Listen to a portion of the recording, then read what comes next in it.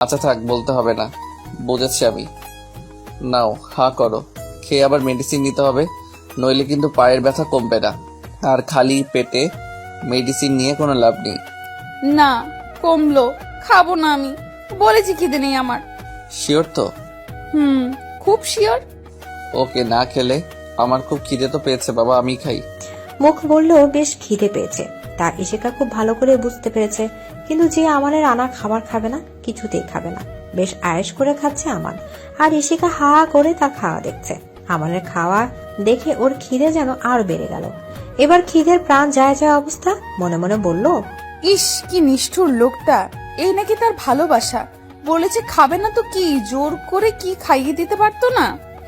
এমনি সবকিছুতে জোর খাটাতে পারে খুব। ভালোবাসা না কচু, আসলে বেটা শয়তান, শয়তানের খারা ঝিলকি। কি কি দেখো, এবার কি খিদে পেয়েছে? না। আমার মুচকি হাসি দিয়ে ফের ইশিকার সামনে খাবার ধরলো। ইশিকা কিছু বলতে যাবে, তার আগে আমান গম্ভীর কণ্ঠে বলল, কোনো কথা না। এবার আর ইশিকা না করলো না, চুপচাপ খাবার মুখে নিল। আমান হেসে মনে মনে বলল, পাগলি একটা। ইফতেখার চৌধুরী বই নিয়ে বারান্দায় এসে বসলেন। আজ তিনি অফিসের কাজ থেকে ছুটি নিয়েছেন, শরীর নাকি বিশেষ ঠিক লাগছে না। এমন সময় আফসানা চৌধুরী এসে ক্ষোভ মেশানো কণ্ঠে বললেন, তোমার মেয়ে কি পণ করে রেখেছে যে আমার কোনো কথাই সে শুনবে না? কেন, কি করলো আবার সে? ভার্সিটি থেকে সোজা বান্ধবীর বাসায় গেছে সে। দুদিন নাকি সেখানে থাকবে। অনুষ্ঠান নেই, কারণ নেই।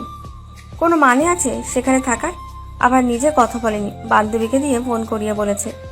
কাল এত করে বোঝালাম বিয়ের জন্য, কিছুতেই বুঝলো না। কি খারাপ আছে ওই ছেলের, দেখতে একেবারে রাজপুত্র, উচ্চবিত্ত ভালো ফ্যামিলি।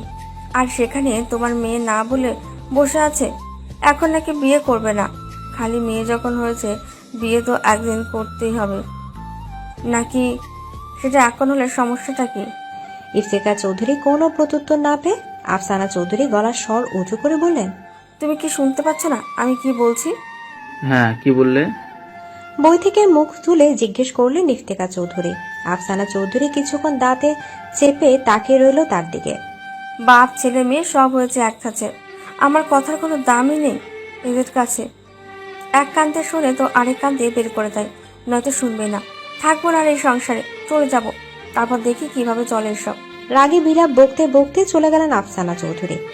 ইফতেখার চৌধুরী কিছুক্ষণ তার যাওয়ার দিকে তাকিয়ে থেকে এপাশ ওপাশ মাথা নাড়িয়ে ফের বইয়ে মুখ গুজলেন।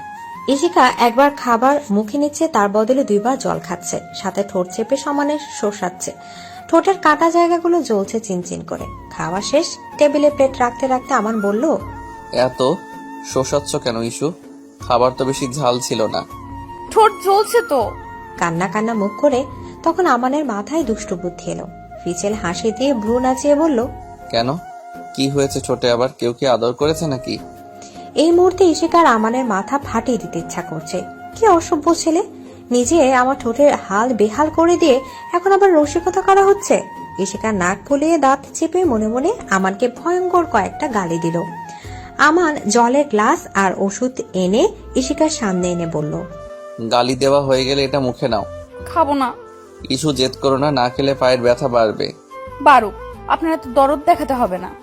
বারে, আমার বউ, আমি দরদ দেখাবো না তো কে দেখাবে? পাড়ার লোক নাকি? কি আপনার বউ? শুনুন, আপনি যদি ভেবে থাকেন এইসব করলে বললে আমি আপনাকে বিয়ে করতে রাজি হয়ে যাব, তাহলে ভুল ভাবছেন। আমি আপনাকে বিয়ে করছি না, না, না। আমান এবার হো হো শব্দ করে হেসে উঠল। ইশিকা অবাক হয়ে রেখে বলল, আশ্চর্য, এভাবে দানবের মতো হাসছেন কেন? হাসবো না তো কি করব? কতবার আমাকে বিয়ে করবে বলো তো ইস্যু? বিয়ে তো একবার হয়েই গিয়েছে। মানে হলো এই, তখন তুমি যে পেপারে সাইন করেছো সেটা বিয়ে রেজিস্ট্রি পেপার ছিল, আর এখন থেকে তুমি আমার বউ, বাচ্চা বউ। বুঝেছো ইস্যুমণি? ইশিকা যেন বিস্ময়ে একেবারে বোবা বনে গেছে, হা করে তাকিয়ে আছে আমানের দিকে। আরে হা করেছো তো আর একটু বড় হা করো না, ওষুধটা মুখে টুপ করে পুড়ে দেই। মানে কি? কিসের বিয়ে? আপনি আমাকে ভয় দেখিয়ে জোর করে সাইন করিয়েছেন, পড়তে নিলে পড়তেও দেননি। আমি মানি না এই বিয়ে। না মেনে উপায় নেই, আইন মোতাবেক এখন তুমি আমার স্ত্রী, আর তা কাগজে কলমে প্রমাণিত। কিসের আইন? আমি পুলিশের কাছে যাব, বলবো আপনি আপনি আবার আমাকে। কি কি আমি তোমাকে? আপনি কথায় কথায় তো ঠেসে ধরে